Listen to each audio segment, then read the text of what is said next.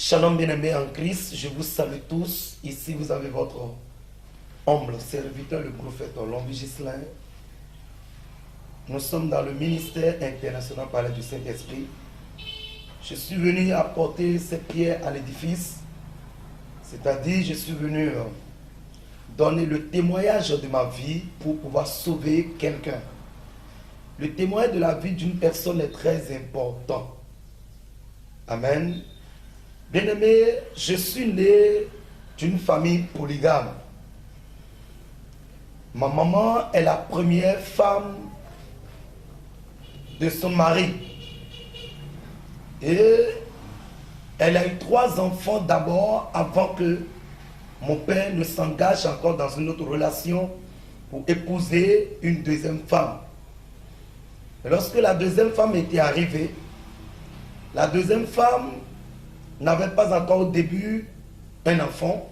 Vous savez que quand les femmes sont ensemble dans la même cour, et surtout quand les femmes savent que c'est notre chose, c'est notre mari, il y a toujours des disputes. Et c'est comme ça, un jour, il y a eu des querelles dans la maison avec ma maman et la marâtre. Et voilà, elles se sont commencées par se menacer. Et du coup, c'est comme ça que la deuxième femme disait à ma maman que tu en as fait déjà 3 enfants, mais tu n'en feras plus que ça. Et voilà un peu, les problèmes ont commencé petit à petit. En ce moment, moi, j'étais encore très petit. Et voilà, les problèmes ont commencé avec ma maman. Elle a eu encore des enfants qui sont décédés, encore des enfants qui sont décédés. Elle a eu 9 enfants dans sa vie. Et parmi les 9 enfants, la sorcellerie a englouti, a tué 6. Et il lui restait 3 enfants, dont y compris moi, qui suis le garçon l'aîné de ma maman. Et j'ai une grande soeur qui est devant moi. Et j'ai aussi un petit frère. Amen. Alors, lorsque la sorcellerie ravageait dans la famille, ma famille ne connaissait pas Christ. Et c'est après que ma maman a commencé par fréquenter l'église catholique. Après que ses enfants sont décédés, papa aussi a commencé, mais pas encore, pas trop ça. Ma grande soeur, l'aînée de notre maman, elle s'appelle Yainou. Comment elle est décédée? Elle s'est déjà mariée, elle a grandi, elle s'est déjà mariée, c'est une commerçante. Elle a un peu de l'argent. Et c'est comme ça que lorsqu'elle s'est mariée, loin de la maison de notre papa, et un jour papa était malade, elle a décidé de venir rendre visite à papa pour arranger la maison, faire la lessive et prendre soin de son père. Et lorsqu'elle était arrivée dans la maison, elle a enlevé ses chaussures à l'entrée de la chambre de papa. Il y avait les tantes, il y avait les oncles qui sont là dans la cour parce que notre père a quitté la maison familiale. Dieu lui a accordé la grâce, il a construit sa maison à part. Alors nous étions là dans cette maison avec papa. Lorsque ma grande soeur était arrivée, elle a laissé sa chaussure à l'entrée de la chambre de papa. À sa sortie, lorsqu'elle a fini de tout arranger la chambre de papa, elle a reporté les chaussures. En ce moment, elle était enceinte.